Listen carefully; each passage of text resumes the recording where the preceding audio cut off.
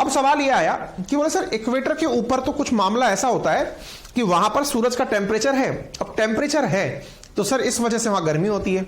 हमने कहा केवल गर्मी अगर होती तो शाम को 4 बजे बारिश होती है, उससे ह्यूमिड ये सोचता हो कि समुद्र के किनारे रहने पर ठंडी हवा आती होगी, यदि किसी को यह लगता हो कि समुद्र के किनारे रहने पर बड़ा आनंद हो जाता होगा, तो मैं आपको जानकारी में बता दूं, जितने भी कोस्टल एरिया में रहने वाले लोग हैं उन सबका कलर, मैक्सिमम लोगों का कलर अगर वो ट्रॉपिकल एरिया में है तो डार्क कॉम्प्लेक्शन पाया जाता है। अगर आपने नोटिस किया हो तो इसके पीछे की बहुत बड़ी गणित जो है ना, वो ह्यूमिडिटी ही है, आर्द्रता ही है। क्यों? क्योंकि ह्यूमिडिटी के साथ साथ जब सनलाइट पड़ती है तो स्किन पर जलने की शिकायत होने लगती है और इस वजह से कॉम्प्लेक्शन चेंज हो जाता है। आप दक्षिण भारत के लोगों को अगर नोटिस करेंगे तो उनके जीन में कोई मिस्टेक नहीं है। मुसीबत यह है कि आप भी अगर कोस्टल एरिया पर रहने लग जाएं तो विद इन ए मंथ आपका रंग बिल्कुल बदल जाएगा। क्यों? क्योंकि उस ह्यूमिडिटी के कारण स्किन का कलर चेंज होता है। तो फिर सवाल बना, तो सर ह्यूमिडिटी और टेम्परेचर इन दोनों में अंतर है क्या? मैंने कहा बिल्कुल है। बोले क्यों? मैंने कहा टेम्परेचर में आर्द्रता मिक्स होती है तो इस वजह से गर्मी का एहसास कम होता तो है, लेकिन उसका नुकसान हमारे शरीर को ज्यादा होता है। खैर, अभी यहां पर ब्यूटी केयर प्रोडक्ट की तो क्लास चल नहीं रही है, क्लास तो अल्बिडो है।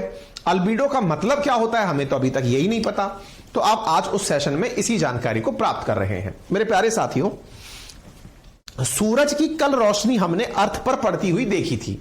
हमने कहा था कि अर्थ अपने पास में कुछ एनर्जी को रोकता है और कुछ को लौटाता है।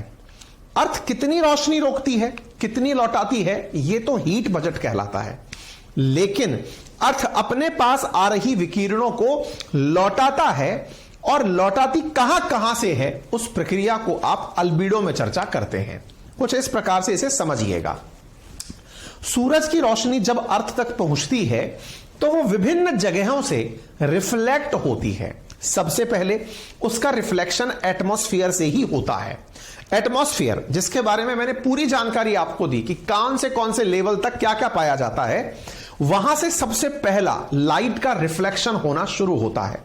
यानी सोलर एनर्जी अर्थ तक पहुंचने से पूर्व ही लौटना भी शुरू हो जाती है। ऐसे ही थोड़ा और नीचे चलता है तो आप कहेंगे एटमॉस्फेयर की शुरुआत हमने कहा बहिर्मंडल से ही हो गई।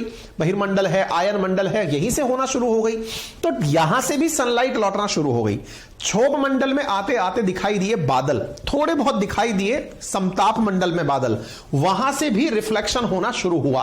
तो यानी कि सूरज की रोशनी का रिफ्लेक्शन जो है वो विभिन्न क्षेत्रों से, एटमॉस्फेयर से, क्लाउड से, ये तो होता हमने सुना है। लेकिन जब यह है सूरज की रोशनी अर्थ की सरफेस पर पहुंचती है तो यहां से भी रिफ्लेक्ट होती है। यानी कि सूरज की रोशनी रिफ्लेक्टेड फ्रॉम अर्थ सरफेस भी होती है। यानी सूरज की रोशनी जैसे जैसे हमारी सरफेस तक आ रही होती है तो इसे लौटाने के अलग अलग प्रोविजंस हैं। सूरज की रोशनी एटमॉस्फेयर से, सूरज की रोशनी या विकिरणें बादलों से, और सरफेस पर पहुंचते पहुंचते सरफेस से। इसके बाद भी कुछ अगर बच जाती है तो उसे अर्थ अवशोषित कर लेती है। अवशोषित काय में करती है? लैंड के अंदर और ओशियन के अंदर अवशोषित कर लेती है। यानी कि इस रोशनी को एब्जॉर्ब कर लिया जाता है अर्थ के द्वारा। अब ध्यान से सुनिएगा, जब हमने यहां पर रोशनी लौटने की बात करी, रिफ्लेक्शन फ्रॉम अर्थ सरफेस किया, तो सर सबसे ज्यादा रोशनी कौन सी चीज रिफ्लेक्ट करेगी, यह बड़ा प्रश्न है। हमने कहा सरफेस पर ऐसा क्या होता है जिसकी वजह से आपको यह चिंता हो रही है कि सबसे ज्यादा रोशनी कौन रिफ्लेक्ट करेगा?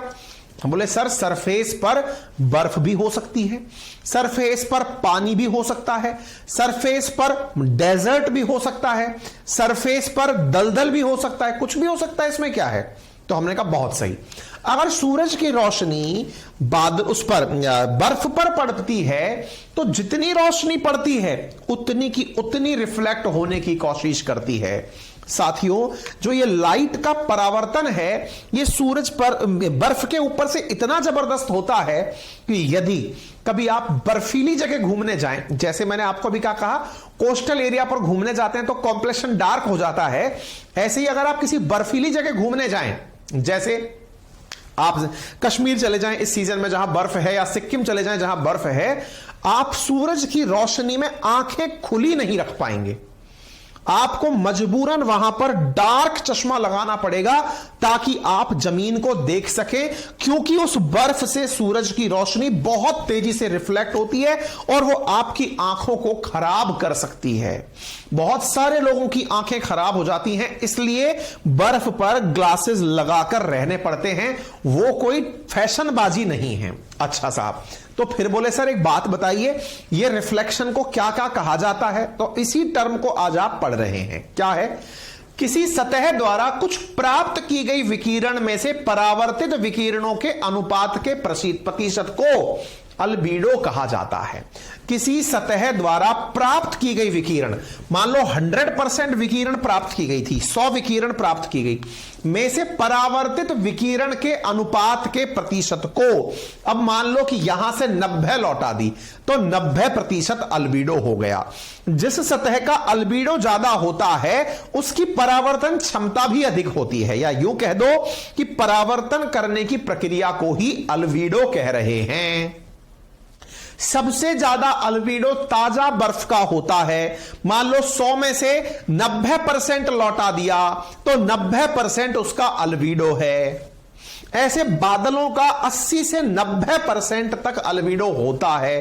ताजा बर्फ जो है, माफी चाहेंगे, उसका 80 से 90% होता है, टाइपिंग एरर है। और बादल का जो अल्बीडो है वो 75 से 80% के आसपास अल्बीडो होता है। कहने का अर्थ यह हुआ कि अल्बीडो यहां पर पहुंचे हुए रोशनी को लौटाने का प्रतिशत है, परावर्तन के माध्यम से सतह पर आई हुई लाइट को लौटाने की प्रतिशत अल्बीडो है। ठीक है साहब? बोले ठीक है।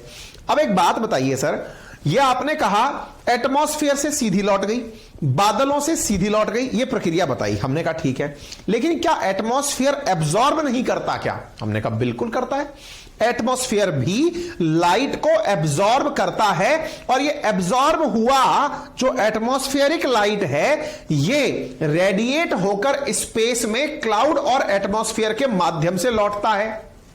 दूसरा, क्लाउड ने जो टेम्परेचर अपने अंदर एब्जॉर्ब किया वो भी वापस लौटता है।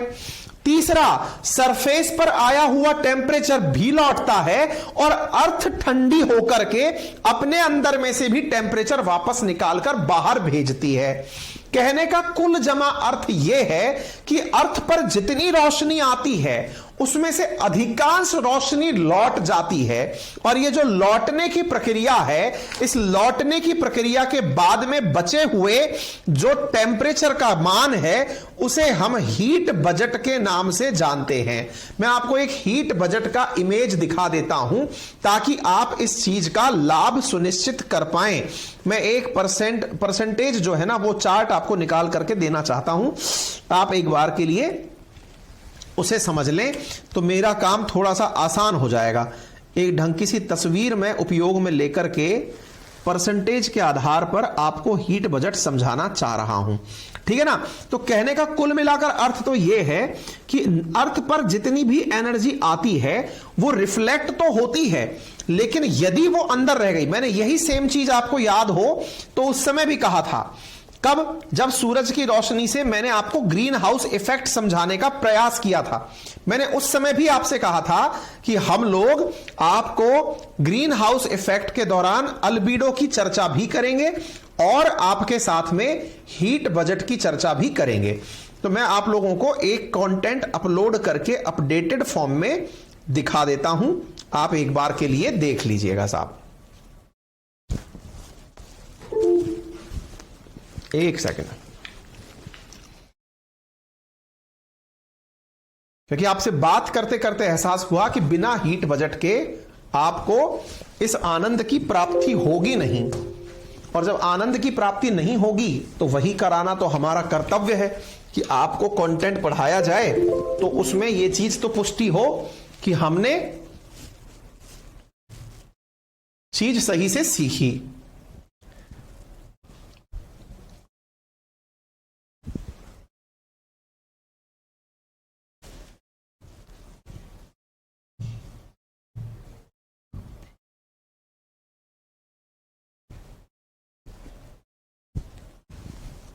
लीजिए साहब, जरा इस तस्वीर को देखिए।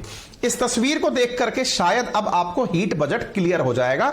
एक बार देखने का प्रयास करिए। इधर देखिए साथियों, यहां सूरज की तरफ से 100% एनर्जी जो है वो अर्थ की तरफ आ रही है। इधर देखो भाई, 100% सोलर एनर्जी अर्थ की तरफ आ रही है। ठीक है, अब अर्थ से लौटना वापस से जब शुरू होता है तो आप अर्थ का रिटर्निंग देखना शुरू करिए।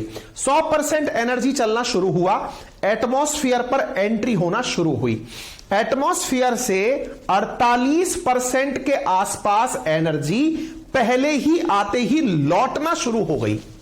ठीक है, इसके बाद रिमेनिंग जो एनर्जी है वो ट्रोपोस्फेयर होकर के अर्थ सरफेस की तरफ आना शुरू होती है। अर्थ से रेडिएशन के माध्यम से, टेरेस्ट्रियल रेडिएशन के माध्यम से लगभग 34% एनर्जी जो है वो रिफ्लेक्ट होकर वापस जाना शुरू करती है। यानी जो एनर्जी कंजर्वेशन का लॉ है, लॉ क्या कहता है कि अर्थ पर जितनी रोशनी आएगी या अर्थ पर जितनी एनर्जी आएगी वो पूरी की पूरी लौटेगी जरूर, लेकिन लौटने का जो प्रक्रम है इसकी मात्रा अलग अलग हो सकती है। मात्रा अलग अलग हो सकती है से मतलब यह हुआ कि सूरज की जो रोशनी पहुंची है, एक मिनट बस आखिरी प्रयास, क्योंकि इसमें जो अभिव्यक्ति है वो थोड़ी गड़बड़ है। जो फिगर है ना, ये त्रुटि जो हुई है हमसे, उसकी हम क्षमा चाहते हैं।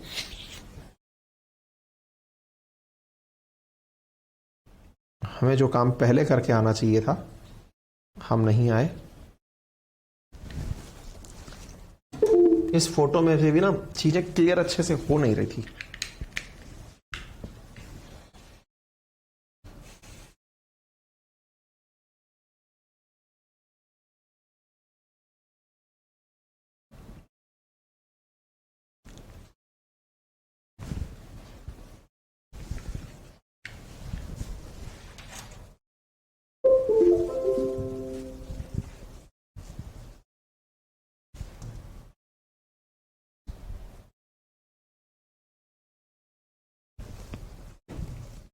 क्या पता इससे क्लियर हो जाए। हां, अब देखते हैं, थोड़ा बहुत इससे क्लियर हो जाएगी। आइए देखिए साहब, यहां परसेंटेज थोड़ा स्पष्ट रूप से विजिबल है। ठीक है, इधर देखिए।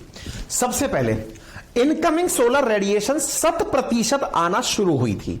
ठीक है, 100% आना जब शुरू हुई थी अर्थ की तरफ, तो इसमें से बीच बीच में बहुत सारी चीजें मिलना शुरू हो रही थी। जैसे 100% रेडिएशन में से जब सूरज की रोशनी अर्थ की तरफ आ रही थी तो स्पेस में लगभग 7% रोशनी स्कैटर हो गई। स्कैटर मतलब छिन्न भिन्न हो गई। ठीक है, इसके अलावा 7% के आसपास छिन्न भिन्न हो गई। अब आगे की तरफ देखें, जो बादल थे, सूरज की रोशनी अंदर आती जा रही है, उसमें से लगभग 17% सूरज की रोशनी बादलों से वापस लौट गई। यानी सूरज से जितनी रोशनी चली थी उसका 17% बादलों से लौट गई। और लगभग 6% रोशनी जो है वो रिफ्लेक्टेड बाय सरफेस हो गई। यानी सरफेस पर जो भी मटेरियल उपलब्ध था उसकी वजह से लौट गई। इस वजह से लगभग 30% रोशनी जो है वो रिफ्लेक्ट होकर चली गई, रिफ्लेक्शन के माध्यम से चली गई। ठीक है, अच्छा, अब ये 30 था, इधर की तरफ 23% था। अब इस 23% की क्या कहानी है, अब वो सुनिए। Absorbed by air, water, ozone, cloud और डस्ट। आपको याद होगा ओजोन बनने की प्रक्रिया में मैंने ऑक्सीजन का ऑक्सीजन से रिएक्ट होना बताया था सनलाइट की प्रेजेंस में, अगर आपको ध्यान हो। इसका मतलब ओजोन बनते समय ऑक्सीजन ने एनर्जी एब्जॉर्ब की थी, तो वो जो एब्जॉर्प्शन है वो ओजोन का था। नंबर दूसरा, एयर जो है वो भी टेम्परेचर पाकर एक्सपेंड होती है, तो इसका मतलब कुछ एनर्जी ऐसी है जिसको कि एयर ने एब्जॉर्ब किया था। कुछ एनर्जी ऐसी है क्लाउड ने 100% तो रिफ्लेक्ट कर नहीं दिया, कुछ उसका मटेरियल उसने भी एक्सेप्ट किया होगा, उसको एब्जॉर्ब कर लिया। ऐसे ही थोड़ा बहुत डस्ट भी सूरज की रोशनी से गर्म हुई होगी। यानी सूरज ने जो 100% रेडिएशन अर्थ की तरफ भेजी थी, उसमें तो 30% बिना किसी उपयोग के आए, केवल रिफ्लेक्शन से चली गई, लेकिन 23% ऐसी है जो कि एब्जॉर्ब होने में काम आई थी। ठीक है, अब 30 और 23 हो गया 53% का हिसाब। 53% के बाद में बचती है 47%।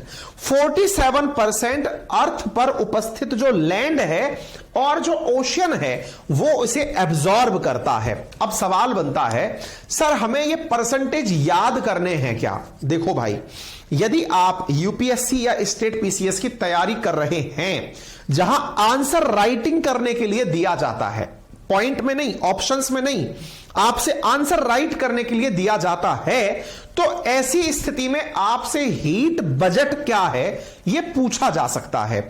ऐसी स्थिति में आपको हीट बजट का यह डायग्राम बना के आना है। आप इतना भी याद ना रख पाए तो केवल इस बात को लाइन से लिख दें कि इतना % विकिरण रेडिएशन से रिफ्लेक्ट हो जाती है, इतना % एब्जॉर्ब हो जाती है सरफेस में, और बाकी बची जो परसेंटेज है वो अर्थ पर लैंड और ओशन जो है वो उसे एब्जॉर्ब कर लेते हैं। ठीक है साहब? अच्छा, अब ये 47% जो है इसका हिसाब देख लेते हैं एक बार। आइए साहब, ये 47% अर्थ ने एब्जॉर्ब कर लिया अपने अंदर, पानी ने एब्जॉर्ब कर लिया, पानी गर्म हो गया, जमीन गर्म हो गई, रेगिस्तान गर्म हो गए, सब गर्म हो गए। अब यहां पर ये जो चीजें हो रही थी, यहां से इनकी लौटने की पुनः वस्तुनिष्ठता दिखाई देना शुरू होती है। जो चीजें आ रही थी वो लौटना शुरू होते हैं। इधर देखिए, यहां पर जो आपको 23% का मामला दिखाई दे रहा था, 23% ने तो अपने अंदर वाटर को, रेडिएशन को रख करके लौटाना शुरू कर दिया, लेकिन ये जो 47% था, इसमें से 7%, 24%, 10% और 6%, यानी लगभग इस प्रकार से आप देखें तो देखो 24% और 6% हुआ 30%, और 10% ये 40 और 7 हो गया 47। ये धरती पर आए हुए 47% की प्रतिक्रिया है। क्या प्रतिक्रिया हुई है आइए देखते हैं। 47% आया था, उनमें से 7% तो कंडक्शन के अंदर, संवहन में अपने आप ही निकलने लग गया। अब इसका मतलब क्या होता है? चाय अपने आप रखी रखी ठंडी होती है। कैसे? वो जो गरम चाय की प्याली है, उसमें वो वाला गाना मत गा देना अन्नू मलिक का, गरम चाय की प्याली हो उसको पिलाने वाली हो। ये जो गरम चाय की प्याली है, इसके ऊपर से आपने कभी तरंगे सी उठती देखी होंगी, वो लहर सी उठती हुई देखी है। वो एक प्रकार से कंडक्शन ऑफ हीट है, संवहन हो रहा है, गर्म से ठंडे की तरफ स्वतः विसरण हो रहा है तापमान का। इसे ऐसे समझ लीजिए, जो वस्तुएं गर्म होती है, जैसे आपने कभी चिमटे से जो प्लकर होता है जिससे अपन रोटी पलटते हैं, उसको देखा होगा, तो सूरज मतलब जो गैस चूल्हा है उसकी गर्मी से वो कॉर्नर गर्म हो रहा होता है, लेकिन धीरे धीरे हमें आंच जो है वो आगे तक फील होती है। एग्जैक्टली ऐसे ही जब धरती गर्म है तो यहां से कुछ एनर्जी रखे रखे धीरे धीरे, मतलब ये रिफ्लेक्ट नहीं हो रही है, ये बस हीट के रूप में पता चल रही है, निकल रही है, अपने आप चीजें ठंडी हो रही हैं। ठीक है? अच्छा, इसी के साथ साथ यहां पर अगर आप देखें तो दूसरी तरफ भाई कुछ लोग जबरदस्ती जो है वो बफरिंग लिख रहे हैं। हो सकता है उन्हें जबरदस्ती अपनी तरफ ध्यान आकर्षित करने का मतलब बहुत ख्याल आ रहा हो, है ना। वास्तविकता में क्लास प्रॉपर तरीके से चल रही है। आप में से किसी को अगर आपत्ति आ रही है बेफिजूल की, और वो ध्यान आकर्षित करने के लिए इस तरह की गुस्ताखियां कर रहा है, तो भाई साहब मैं कोई नींद में आपकी क्लास नहीं पढ़ा रहा हूं, मैं होशो आवास में हूं, आपकी तरफ पूर्ण तत्परता से लगा हुआ हूं कि आपको कंसेप्ट सिखाने के लिए जहां तक संभव हो, जिन तस्वीरों की, जिन चीजों की आवश्यकता हो वो उपलब्ध कराऊं। कृपया करके ऐसे ना करें, ठीक है ना। सब सही चल रहा है, ठीक है। आगे बढ़ते हैं। तो ये तो हुआ कंडक्टर। अच्छा, अब होती है लेटेंट हीट। हाँ भाई, लेटेंट हीट क्या होती है, कोई बताएगा? साइंस का विद्यार्थी होगा तो बहुत अच्छा लगेगा, कोई और व्यक्ति होगा तो बताइए क्या होता है लेटेंट हीट, क्या होती है? कमेंट बॉक्स में लिखें, तब तक मैं किसी और को और चीज बताता हूं। हाँ जी, इधर है फिर लोअरिंग रेडिएशन, मतलब क्या है, लॉन्ग वेव रेडिएशन, माफी चाहेंगे, long wave radiation.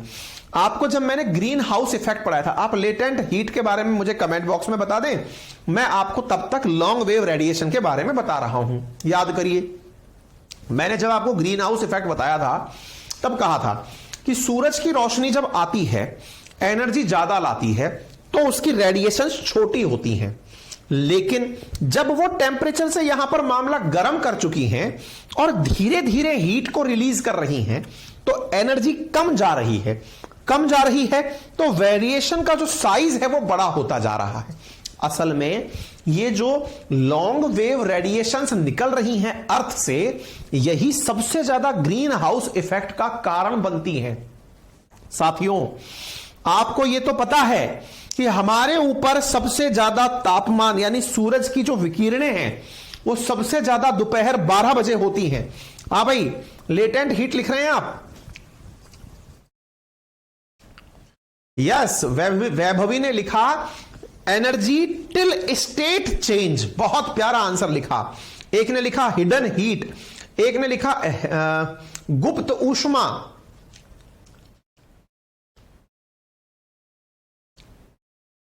Yes, change of energy, change of state without changing energy.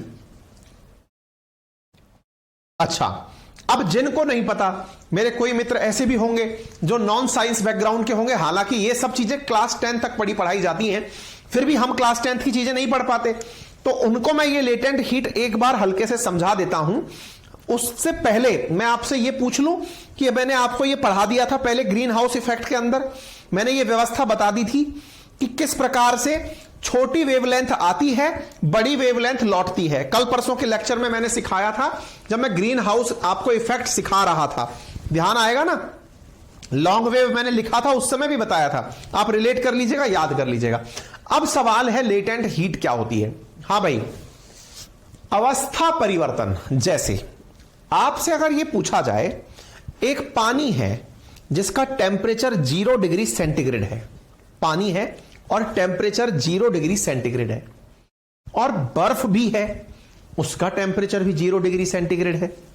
सवाल पूछा जा रहा है 0 डिग्री पर पानी और 0 डिग्री पर बर्फ, फिर अवस्था परिवर्तन कैसे हो गया? मुझे तो मालूम है कि अवस्था परिवर्तन यानी स्टेट चेंज में एनर्जी या तो रिलीज होती है या एनर्जी दी जाती है। फॉर एन एग्जाम्पल, अगर मुझे किसी को ठोस अवस्था से गैस अवस्था में बदलना है, या मुझे किसी को ठोस अवस्था से लिक्विड अवस्था में बदलना है, तो मुझे एनर्जी देनी पड़ेगी। अगर बर्फ ठोस थी और पानी 0 डिग्री पर लिक्विड है, तो स्टेट तो चेंज हो गया, दैट मीन्स पार्टिकल्स के बीच में जो दूरी है वो तो बढ़ गई, स्टेट तो चेंज हो गया। समझ पा रहे हैं? तो ऐसी ऊष्मा जो आप और हमको यह लगता है कि इसने टेम्परेचर तो बदला ही नहीं, अब जिनके ऊपर से निकल गया उनको थोड़ा सा करके दिखा देता हूं। मेरा कहने का तात्पर्य यह है, मतलब जिनको विजुअलाइज हो गया बहुत अच्छा है। भाई मान लो ये बर्फ का टुकड़ा है, अब भाई टुकड़े का कोई तो टेम्परेचर होगा ना, मान लो 0 डिग्री सेंटीग्रेड टुकड़े, बर्फ का टुकड़े का तापमान है, बर्फ का टुकड़ा है उसका तापमान है, और यह बर्फ थोड़ी देर बाद पानी में पिघल जाती है, लेकिन इस पानी का तापमान भी 0 डिग्री सेंटीग्रेड है। होता है, क्यों नहीं होता, 0 डिग्री पर पानी भी मिलता है। अच्छा, लेकिन यहां 0 डिग्री और यहां भी 0 डिग्री, ये सॉलिड था और ये लिक्विड हुआ। मुझे तो ये पता है कि सॉलिड से लिक्विड में बदलने के लिए टेम्परेचर देना पड़ता है। इसका मतलब सेम टेम्परेचर के बावजूद भी स्टेट में जो चेंज हुआ है, तो ये जो स्टेट चेंज कराने वाली एनर्जी है, इसी हीट को, इसी टेम्परेचर को लेटेंट हीट अर्थात गुप्त ऊष्मा कहा जाता है। गुप्त क्यों है? क्योंकि देखने वाले को यहां भी 0 दिख रहा है, देखने वाले को यहां भी 0 दिख रहा है, उसे यह पता ही नहीं चल रहा कि अरे भाई ये असल में हीट गई कहां, जब तक उसे ना पता हो कि अवस्था परिवर्तित हो गई है। ऐसे ही अब ध्यान से सुनिएगा, ये पानी है, 0 डिग्री पर पानी है, ठीक बात है। मान लो एक कंडीशन हमने और ली, क्या ली साहब, 100 डिग्री पर पानी है, 100 डिग्री सेंटीग्रेड पर पानी, और 100 डिग्री सेंटीग्रेड पर वेपर। लो जी, आपसे फिर सवाल पूछा जा रहा है, तापमान समान है, आपसे पूछा जा रहा है अवस्था परिवर्तित कैसे हुई, आपसे पूछा जा रहा है अवस्था परिवर्तित कैसे हुई। बोले सर टेम्परेचर से हुई। आपसे पूछा जा रहा है अवस्था परिवर्तित कैसे हुई, बोले सर टेम्परेचर से हुई। पानी से वेपर बन गया, तो ये जो टेम्परेचर आपने अतिरिक्त रूप से इसको दिया है, इसी वाले टेम्परेचर को फिर से लेटेंट हीट कहते हैं। कहो ये बात समझ में आ गई?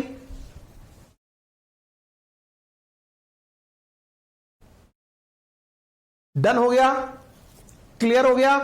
100 रुपी से 100%, 100 डिग्री से 100 डिग्री आपने इसको समझ लिया, इसमें गुप्त ऊष्मा इन्वॉल्व हो गई। क्लियर? अच्छा, गुप्त ऊष्मा का प्रचार सुन लिया हमने। अब एक चीज मुझे यह बताओ, अर्थ पर यह गुप्त ऊष्मा कहां काम आ रही होगी? ऐसी कौन सी स्थिति होगी जहां पर यह 24% के आसपास गुप्त ऊष्मा कंज्यूम हो गई? यह कौन सी स्थिति होगी बताइए? यह जो मैंने 24% लिखा है, अर्थ पर ऐसी सिचुएशन कहां बनी होगी? बताइए। जहां पर इतनी एनर्जी कंज्यूम हुई होगी, ऐसी सिचुएशन कहां बनी होगी जो 24% कंज्यूम हो गई? बहुत बढ़िया। अधिकांश लोगों ने एक आंसर दिया। क्या आंसर दिया? सर ओशियन से जो कल आपने हमें वेपर बनना सिखाया था, ओशन से जो कल आपने वेपर बनना सिखाया था, तो ओशन का टेम्परेचर और वेपर का टेम्परेचर सेम रखते हुए भी पानी जो वेपर में बदला था, अरे पानी का जो भाप बनना होता है ना, वो इसी लेटेंट हीट के कारण होता है। समुद्र का पानी भाप में जब बदलता है, तापमान सतह का और पानी का समान रखते हुए, तो यही लेटेंट हीट काम में आती है। नंबर 1। नंबर 2, जब ग्लेशियर पिघलते हैं तो 0 डिग्री का टेम्परेचर बर्फ का और 0 डिग्री का ही पानी का लेटेंट हीट काम में आती है। कुछ समझ में आ रहा है? कहने का सीधा सा अर्थ देखिए आप। आपने 30% का जुगाड़ यहां देखा, आपने 23% का जुगाड़ यहां देखा, 53% हो चुका था यहां तक, 53% हो गया था, और 53% के बाद में 47% आपने यहां जाते हुए देख लिया, 47% आपने यहां जाते हुए देख लिया। कुछ समझ में आ रहा है? अच्छा, 53 और 47 मिलाकर हो गया 100%। 53 और 47% मिलाकर हो गया 100%। ये 53, ये 47, 100%। हां भाई, सूरज की जितनी रोशनी आई थी वो वापस लौटी कि नहीं लौटी? लौट गई। जितनी आई थी वो सारी लौट गई। अर्थात एनर्जी कंजर्व रहती है, यह सिद्धांत सही है। ना तो ये प्रोड्यूस की जाती है, ना ही ये डिस्ट्रक्ट की जाती है, ये हमेशा कंजर्व रहती है। और इस एनर्जी कंजर्वेशन को हीट बजट भी प्रूव करता है। यहां तक समझ में आया? बोले आ गया। लेकिन अब मैं आपको एक डाउट देता हूं। डाउट क्या है?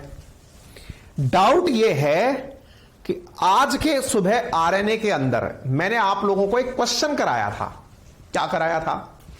आईपीसीसी की रिपोर्ट अगर याद हो, 6th assessment report, complete assessment report, मतलब ये मान लो पेपर में आएगी, वो रिपोर्ट कराई थी सुबह वाले में।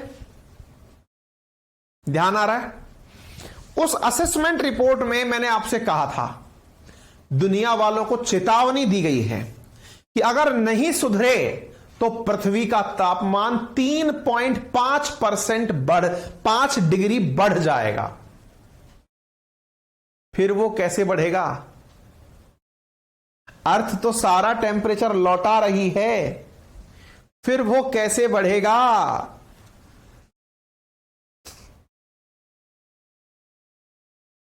मैंने तो यह भी कहा था 2030 तक ही 1.5 डिग्री सेंटीग्रेड तापमान बढ़ जाएगा।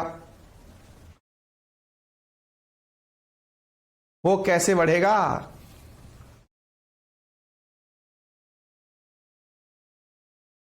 आ रही है बात समझ में? सवाल क्लियर हो रहा है ना? Interesting question. सोचिए जरा, तो फिर क्या होगा? यस, ग्लोबल वार्मिंग होगी। आईपीसीसी असल में ग्लोबल वार्मिंग के लिए ही तो चेतावनी दे रही है सबको। अरे वो कह रही है कि आदर्श परिस्थितियों में तो टेम्परेचर लौट जाता है, लेकिन जब आप लोग पर्यावरण प्रदूषण के नाम पर यहां पर carbon dioxide, carbon fluoromonoxide, HFC, N2O, ozone, इनकी मात्रा बढ़ाते हो, तो ये जो 10% लौटने वाली चीज थी, ये इसी एटमॉस्फेयर में अटकना शुरू हो जाती है। यानी जब आप ग्रीन हाउस गैसेस की मात्रा बढ़ाते हो तो वो सारी चीजें यहीं पर अटकना शुरू हो जाती हैं और वो यहां रहते रहते एटमॉस्फेयर का और अर्थ का औसत तापमान बढ़ाने लगती हैं। अरे तभी तो अर्थ का औसत तापमान बढ़ने पर आईपीसीसी एक ही बात करती है कि अरे दुनिया वालों, अगर संभव हो तो ग्रीन हाउस गैस का इमिशन कम कर लो, क्योंकि आपने इस ग्रीन हाउस गैस की बढ़ोतरी करी है, इस वजह से तापमान इन क्षेत्रों में बढ़ता जा रहा है। अगर कंसेप्ट देखो, चीजें क्या हैं, चीजें कुल मिलाकर यह हैं कि आप अगर कंसेप्ट को समझें तब तो सब है। इतनी सी बात ने कितनी सारी बातें समझा दी, आप सोचिए। आईपीसीसी ये बात क्यों बोलती है? अगर ये बात आपको हीट बजट पता है तब तो समझ में आएगा, नहीं तो यही समझ नहीं आता कि टेम्परेचर बढ़ कैसे रहा है। अब क्लियर हो गया? ये है सारा खेला। अल्बिडो क्लियर हो गया, सरफेस का मैनेजमेंट समझ में आ गया, कैसे होता है टेम्परेचर, वार्मिंग सार्मिंग सब समझ में आ गई। क्लियर हो जाना चाहिए, सब समझा दिया भाई। ठीक है, ये कुछ फैक्चुअल डेटा है, सबसे ज्यादा टेम्परेचर कहां पर, सबसे कम टेम्परेचर कहां पर, जिनके बारे में कभी कभार प्रश्न पूछे जाते रहते हैं।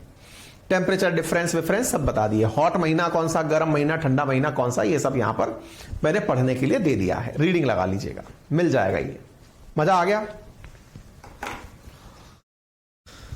बहुत बहुत धन्यवाद। इतना सारे बच्चे जो बढ़िया बढ़िया लिखते हैं, बहुत बहुत धन्यवाद भाई साहब। क्लियर हो गया?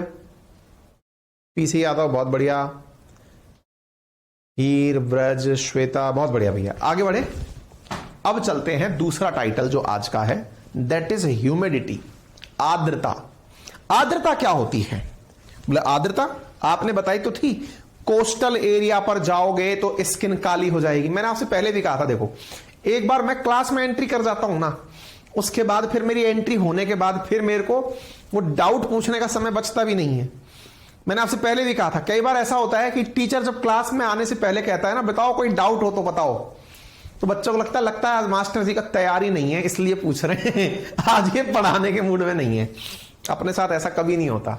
आप आधी रात को भी जगा के कह दोगे ना सर पढ़ाओ, अपन चालू हो जाएंगे नींद में भी, क्या हाँ तो देखो ऐसा है। जो हमारी मैडम है ना, मतलब आपकी जो गुरु माता जो है, वो हमसे फ्रस्ट्रेट इसलिए रहती हैं कि यार इससे कुछ भी पूछो ये समझाने बैठ जाता है, ऐसे होता है, और फाइनली कन्विंस कर ही लेता है कि ऐसे ही होता है। तो फिर वो बोले बहस करने का कोई मतलब नहीं है, तो वो बेचारी पहले ही सरेंडर कर देती है, हाँ ठीक है महाराज, मास्टर जी आप ही सही हैं आपने जो कह दिया वो सब सही है?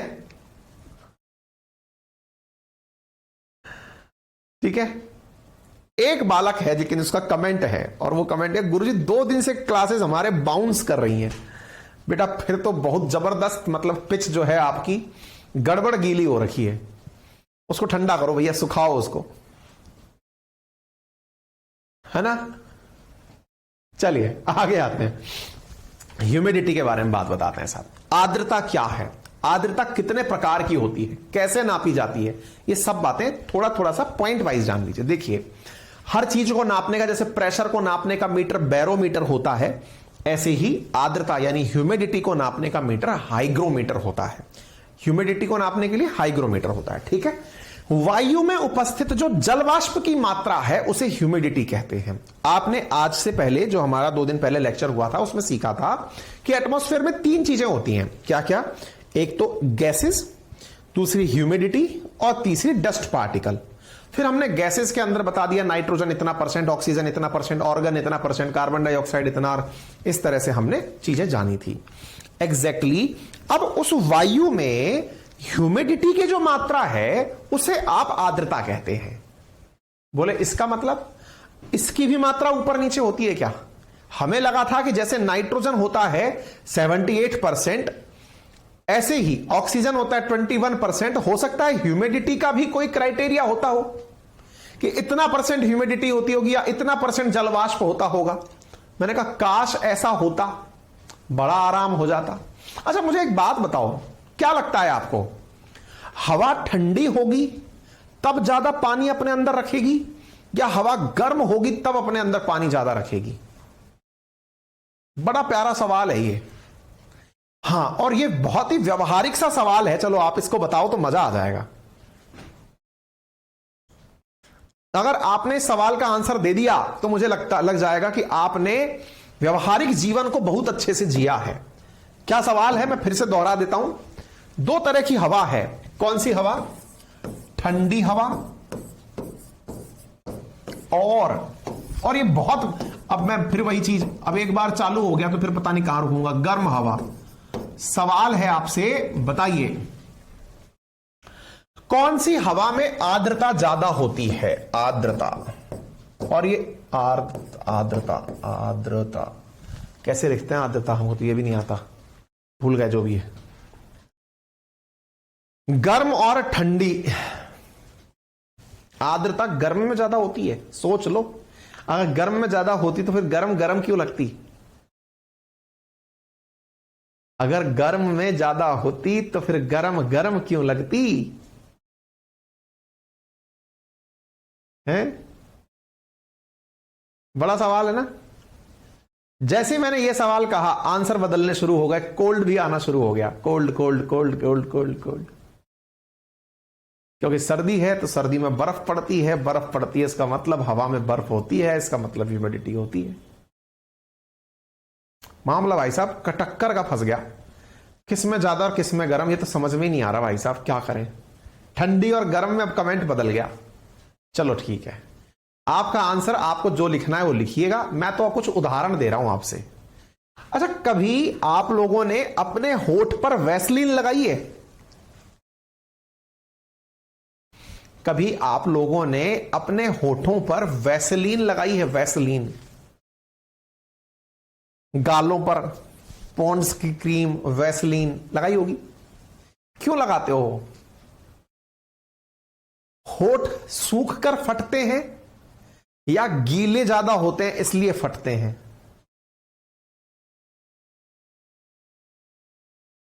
सोचिए, होठ कब फटते हैं हमारे, ठंड में या फिर गर्मी में? रिलेट करिए। सर्दी के समय पर आपके होठ फटने शुरू होते हैं। वास्तविकता क्या है दोस्तों कि जो ठंड है ना, उसको देख करके तो फीलिंग यह आती है कि इसमें नमी होगी। नमी वास्तविकता में गर्म हवा के अंदर होती है। आपने बारिश के बारे में इक्वेटर पर तो सुना, लेकिन क्या आपने मुझसे यह सुना कि पोल पर बारिश आती है? इक्वेटर पर गर्मी होती है, गर्म हवा ऊपर उठती है, उठकर अपने साथ पानी लेकर जाती है।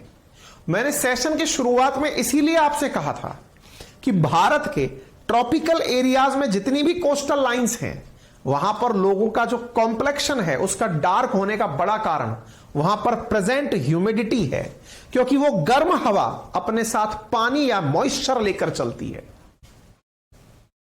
और यही कारण है कि जो अंग्रेज हैं वो काले नहीं होते।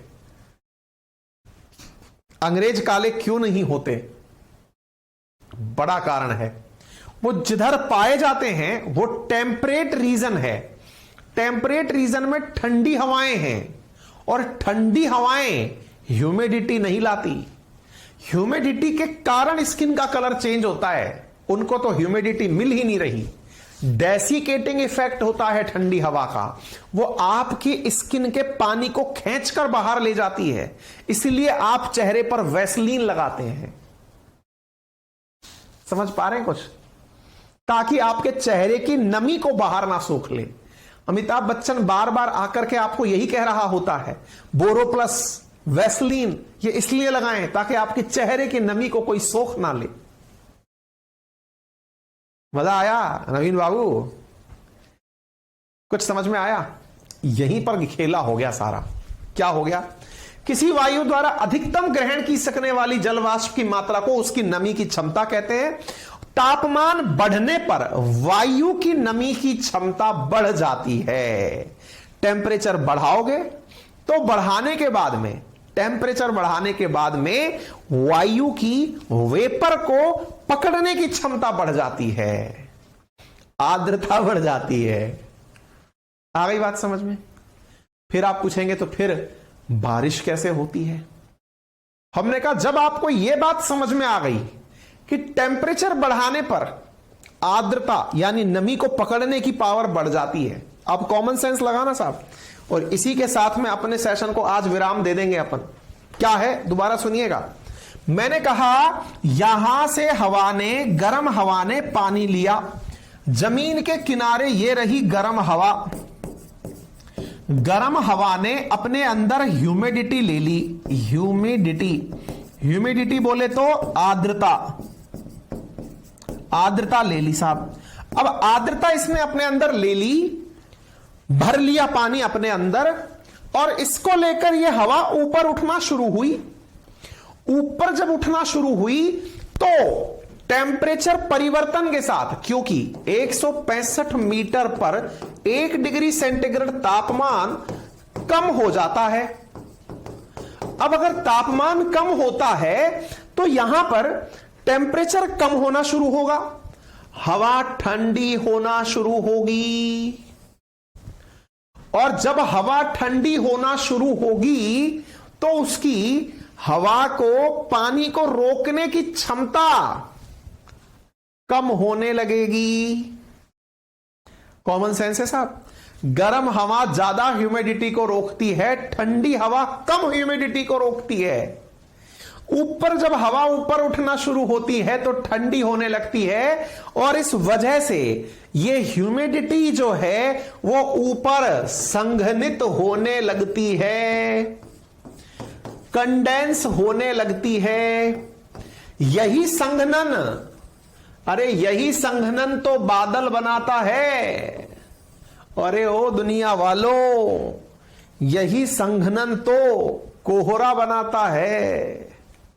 अरे फॉग भी तो इसी कारण बनता है। फॉग क्यों बनता है? ये जो टेम्परेचर में परिवर्तन आया ना, अचानक गर्म और ठंडे का अंतर जैसे ही आता है, फॉग बन जाता है। क्योंकि गर्म हवा ह्यूमिडिटी लेकर चल रही होती है। अरे विचार करो, आपके खेतों के ऊपर फॉग ज्यादा दिखाई पड़ती है, विचार करो, आप जब खेतों में पानी देकर निकलते हो, पानी में मॉइस्चर है, मॉइस्चर हवा में आई है, हवा ऊपर की वाली गर्म और ठंडी का मामला उलट पुलट हो रहा है। ठंडी को गर्म पता चले और गर्म को ठंडी, जैसे ही दो अलग अलग टेम्परेचर की हवाएं एक दूसरे के नजदीक आती हैं, अचानक बादल जैसी जनसंरचना जो नीचे बनती है, आप उसे फॉग कहने लगते हैं। राहुल लिख रहे हैं पढ़ाई इतनी इंटरेस्टिंग होगी कभी सोचा नहीं था, अब तो हो गई ना, मजा आ गया। नवीन कुमार, दिवाकर, भिंड, प्रशांत, समझ में आ रहा है सभी साथियों को? क्लियर हो रहा है? बस यही कहानी थी साथियों। तापमान कम होने पर नमी धारण करने की क्षमता कम होती है और यहीं से सारा खेला होना शुरू हो जाता है। यही है सैचुरेटेड एयर और अनसैचुरेटेड एयर की कहानी। इसी प्रकार से प्रेसिपिटेशन होता है, इसी कारण से कंडेंसेशन होता है, इसी से सारे की सारे बादल बादल बनते हैं। ठीक है, इसके बारे में थोड़ा सा कुछ और भी है, वो अगले सेशन में पढ़ा देंगे। फिलहाल के लिए इतने पे ही कंट्रोल करिए, आज के लिए इतना पर्याप्त है।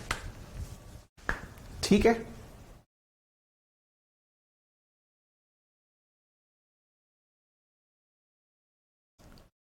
उम्मीद है आप सभी लोग खुश होंगे, स्वस्थ होंगे, मस्त होंगे।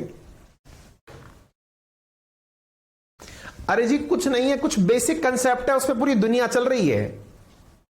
मैंने आपसे क्या कहा, ये पूरी दुनिया जो है ना, ज्योग्राफी अगर आपने, मैं जैसे कुछ लोग मुझसे पूछते सर आप पेपर के बारे में क्यों नहीं बताते कि इस पेपर में आएगा इसलिए पढ़ लो, एसएससी में आएगा इसलिए पढ़ लो, यूपीएससी में आएगा इसलिए पढ़ लो। अरे मैंने कहा मान लो ये नॉलेज किसी भी पेपर में ना आए, हालांकि ये सब में आता है, फॉग क्यों बनता है, डस्ट क्यों बनती है, बारिश क्यों होती है, ये सब बेसिक क्वेश्चन है यूपीएससी, स्टेट, पीसीएस। पर मैंने कहा भाई साहब एक बार के लिए अगर कोई ये भी कह देना कि किसी भी पेपर में नहीं आएगा तो भी ये चीजें पता होनी चाहिए, दुनिया समझ में आती है भाई इससे। इसलिए इसका नाम ही जनरल अवेयरनेस रखा है मैंने। इसका नाम ये मेरा पैदा किया हुआ है, GE नाम से कहीं कोई नहीं लिखा, दुनिया जीके लिखती है या जीएस लिखती है। जनरल अवेयरनेस मैंने नाम दिया है अपने टाइटल का, general awareness by Ankit Awasthi. Batch का नाम क्या है? General awareness. कोई पूछता है किसके काम का है, मैंने कहा परीक्षा तो कोई सी भी दे लो, लेकिन आप कोई परीक्षा नहीं भी दे रहे हो तो भी आपके काम का है। 1 साल जीवन का कोई अगर मेरे साथ बिता ले इस कंटेंट के साथ, उसको ये प्राउड फील होने लगेगा कि हां आज मुझे सिटीजन होने का अर्थ पता चला है कि मैं क्यों हूं, हर चीज मुझे समझ में आने लगी है कि ये हो क्या रहा है।